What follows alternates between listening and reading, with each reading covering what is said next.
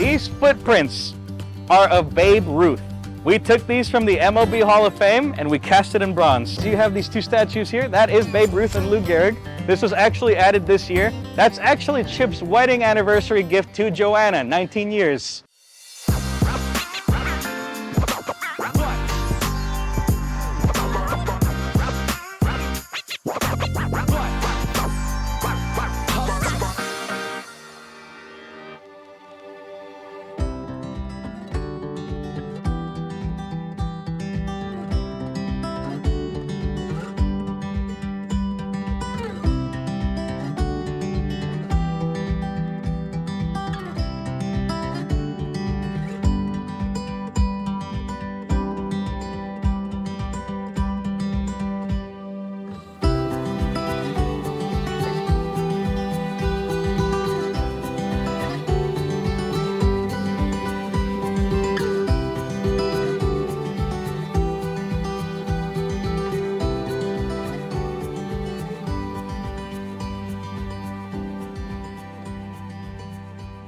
Greetings, salutations, thanks for joining me for another video.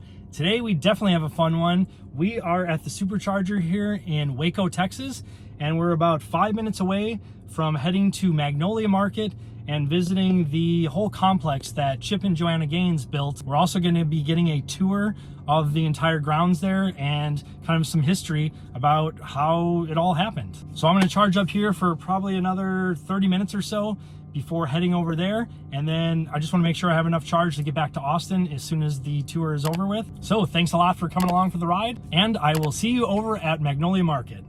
All right, and if you're here charging at the Supercharger, make sure to stop in at the Collins Street Bakery. This place is amazing.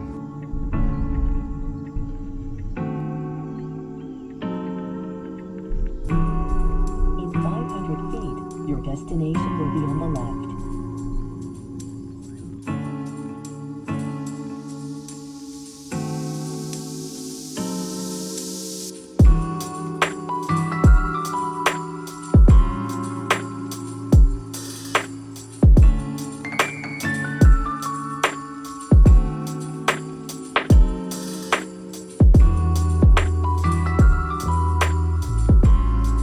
Alright guys, welcome to the Magnolia Silos here. My name is Rodrigo and I'm going to be your tour guide. I still get bowled over whenever somebody tells me, oh yeah, I'm from Berlin. We came all the way here just to see the silos here in Waco.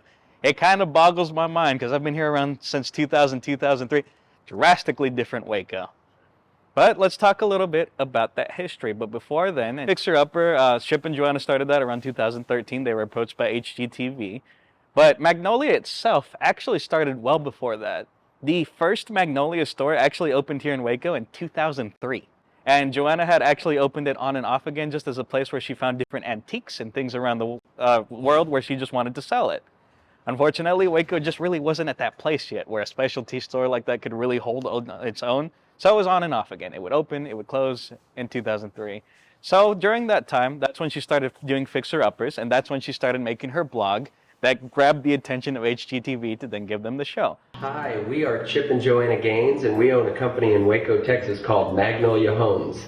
This is a typical flip that we do. It's one of those homes that sit in a neighborhood that's very traditional and established. All these homes are really beautiful. So when we drove up, of course, it seems like this happens on every house that Chip finds. I'm trying to talk him out of it because to me, I'm thinking 1 out of 10 people in this market's really going to appreciate a house like this. I love how humble Chip and Joanna are though.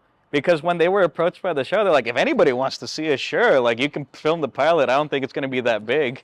But because they were just so honest and because they are so humble and they had that really good chemistry, it just started to skyrocket immediately after the first season. We are back with Chip and Joanna Gaines.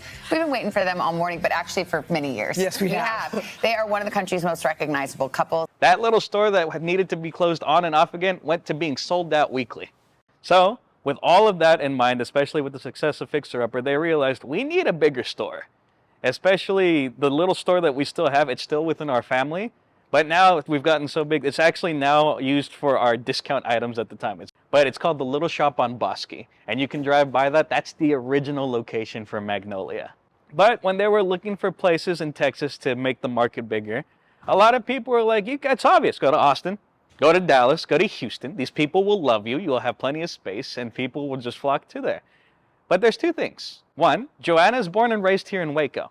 So she's always had a connection here no matter where she's gone. She's been to New York. She's been around the world. Waco has always just been a center of home for her.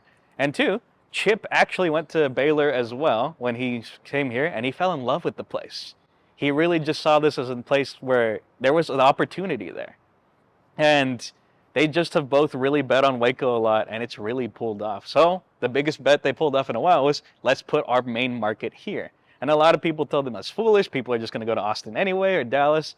But they really believed, and I love that they were able to kind of revitalize Waco. To give you a little bit of history about what we're looking at here, though, this is actually 2 lots when they bought it. So lot number 1 was in front of the wiffle ball field right there, all the way to the silos. And then the wiffle ball field beyond was the second lot. But talking about this first lot and the history here, these silos actually used to have cottonseed in it. And so they would ship it all over the country because we have the Brazos River that runs through Waco and we have the trains that go through here. They would take that cottonseed from these giant silos and they would ship it all over the country to make either cottonseed oil or other products based like that. Over here as well, where the main market is situated, this was actually a functioning grain barn. And if you see that little copper tube right there, that actually used to be one of the tubes that they would get to put it on a train car and get the grain and ship it all throughout the country, either through train car or by boat. So Waco actually used to be a very booming place as well. In the 1800s, it actually had one of the tallest buildings, being the Alico building right there. Right there. Yeah, I was like, it's over here. There we go. And that was actually one of the tallest buildings west of the Mississippi. Very sadly, though, Waco got really stagnated in the 1950s. 1953, a huge tornado came and decimated most of the downtown area. And Waco never really fully recovered from that. Especially the Alico building and the silos were really one of the only things that stayed intact after that tornado. So all that was here literally was just these silos and this old grain barn. And there was a building right next to the silos where we put our bakery. That actually used to be an old flower shop. And that was actually in business for a while. Chip would actually buy flowers for Joanna from that flower shop for their dates. But when they saw the history here, especially adding that flower shop into that, they knew that this was the place that they had to do their market, especially with the old barn right here. They realized this could be a lot of space to put a lot of things that people want. And the market's actually where we have more of our like Magnolia branded items. And I always love to tell them that it used to be a functioning grain barn well up until the 90s. Same for the cottonseed silos. They were well in use until the 1990s. But the cool thing is, again, how humble they are. Because they bought the market, they turned it into market, they bought the bakery, turned that into the bakery, they had the silos, and then they did a partnership with all of these food trucks. And they're like, okay, this should be enough for everybody that wants to come see us. This should be amazing. People were still selling them out weekly. People were still doing online orders and they were still being backed up. And they're like, oh gosh, maybe we need to buy that second lot after all. Because they just are such humble people. They're like, why would people come all the way to Waco to see us? They're nice people. So immediately in 2015 is when all of this opened. 2016, they actually got this barn and moved it from Ontario, Canada, piece by piece to here in this location. And this barn was actually made in the late 1800s. And instead of using actual like tools, like mechanized tools and like things and drill bits to bring it up, they did an old-fashioned barn raising with the Homestead Heritage people here in Waco. There's even an episode of them doing the barn raising. It's a really cool episode if you guys haven't seen it. So while we're here drinking our coffees, I'll talk a little bit about the second lot history. So, like I was saying earlier, they bought that lot and they're like, all right, this should be enough. Everybody should be really happy. They kind of weren't in a way that they wanted more. And in the way that's very humbling to us because they just wanted so much more content from us that we're like, all right, we'll try and give you as much as possible. But that also kind of opened up Chip and Joanna's imagination a little bit to what they could actually put here. Because what I always love to tell people about the second lot, from where the wiffle ball field is all the way down here, that was just the parking lot. Literally, the church, we actually moved it to that location. I'll talk about that here in a little bit. And all those little 6 shops, we actually built those from scratch. The only thing that was here was the building that the Magnolia Press was here and the Magnolia Home. And it's funny because Magnolia Press used to be a yoga studio, and then the Magnolia Home actually used to be a CrossFit gym. But Chip and Joanna, they're the fixer-upper people. So when they bought the second lot, they had in mind vision. And a lot of people were like, why would you buy an old yoga studio? Why would you buy an old CrossFit gym? Because they saw it as more. So that's why when Joanna was envisioning the Magnolia Press, she was envisioning a place where we could get coffees, we could just talk for a little bit, sit down, air conditioning, very important, and heating elements in there, so you could just come in, sit, and relax. But here we are at Magnolia Home. But this was another thing that came kind of out of necessity, but Joanna just kind of opening her mind to the possibility as well. Because a lot of people would go into the main market and be like, Joanna, this is amazing. I love it. There's a shirt that says Magnolia. You can get some kitchen utensils and things like that. I love it. I want to buy a couch. I want to buy like a chair. We love your style so much. We just want to be able to share in it. You can ask Joanna how she did a room in a certain way in a house. She'll tell you everything that she did, and she'll even give you cheaper alternatives to get the exact same look if you ask her. And I just always love that about Joanna as a person, and Chip as well, who'll tell you the exact same thing about construction costs and such. Magnolia Home was made out of that necessity. It became kind of like this idealized way to where we can show you different ways of how you can do your own home.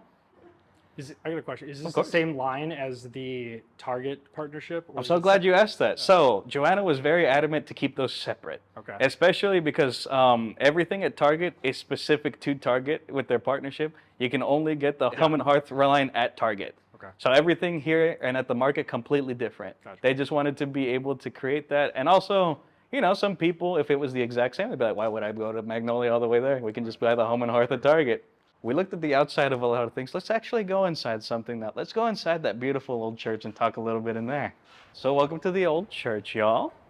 So you had the grain barn over there. You had the silos that honors the history of Waco before the tornado and things like that. But then you have this old church.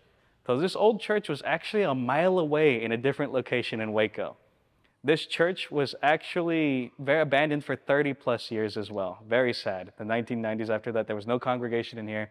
It was just an old church that was just rotting away in Waco. And it's a shame because this church was made in 1894. Beautiful architecture. And I'm surprised that it lasted that long, just being abandoned plus 30 plus years and still look this good. But Chip and Joanna would drive past that every day. And they're like, we wish we could do something with that, especially because it was such a beautiful place. Theoretically, we need to see if it's possible. What if we moved that church from that mile away, piece by piece, and rebuilt it here? So they asked the restoration experts up there, is it possible, first off? And two, can we do it safely? And the answers were a resounding yes to both. It's just expensive. But what I love about Chip and Joanna is it's not that they care about the price, they care more about the history. So as soon as they heard those two yeses, it was on. And it was crazy because they actually did film an episode of putting this church from that location to here. You could even see the old banister. They lifted that all the way up and then put it on a truck and shipped it across Waco to this location. That's always a good question though, because people do ask me, Rodrigo, since it was moved from here, what is original? Everything that is dark colored wood is the original from 1894. So the pews you're sitting in, the floors, the stage up here, even the window with the window pane wood, that is original. There's a lot of people, before they know the story of the old church, always ask us, why did you add a church to the silos? Like, it's cool. Is there a congregation that happens there? No congregation here. But can anybody guess the number one question that we get about this church? Can you get married here? Can you get married here? Can we have an event here? This is the number one question, and I'll give you Magnolia's official stance right now. We would love to, but we need to do a heck of a lot more research first. So we'd love to. We're just trying our best right now to learn a little bit more about that. You can't go into any kind of industry like that blind.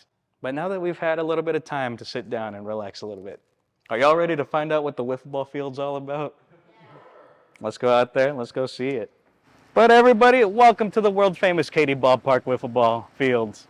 Now, I love the question because again, not only do we get asked why is there a church there, now we always get asked why is there a wiffle ball field here? I'll give you my second reason first because it's my favorite one. Exactly that, what you're seeing right now.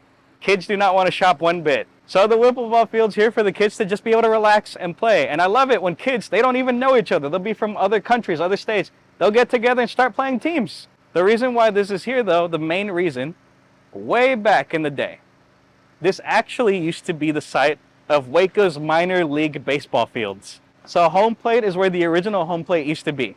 And it actually extended all the way to where the Magnolia Press was. Did anybody order the 1905? But the reason why we have that, the 1905, is because that is when the minor league baseball field was first made. And we actually have this photo I'm about to pass around. This is from the 1950s. You could actually see the original silos there and the original fields. What I love, 1905 was made here. As soon as it was built, One very important person came here to talk to his constituents, and that was former President Teddy Roosevelt. He came here when it was completed and gave a talk and, you know, vote for me, etc. But it's just amazing that we had a former president come all the way to Waco just to talk to his constituents. But more importantly, in the history of baseball, 1929, the team, the Waco Cubs, they were playing an exhibition game against the New York Yankees. On that Yankees team at the time, Babe Ruth, Lou Gehrig. So that's why over here at home plate, not only do we have the date commemorated right here, these footprints are of Babe Ruth. We took these from the MLB Hall of Fame and we cast it in bronze. These are his actual footprints. But another reason why we have this here is you have these two statues here. That is Babe Ruth and Lou Gehrig. This was actually added this year. That's actually Chip's wedding anniversary gift to Joanna, 19 years. Talking about that tornado, very sadly, a lot of the stadium was damaged during that 1953 tornado. Let's tear it down. They paved paradise and put up a parking lot. If you get that reference, thank you.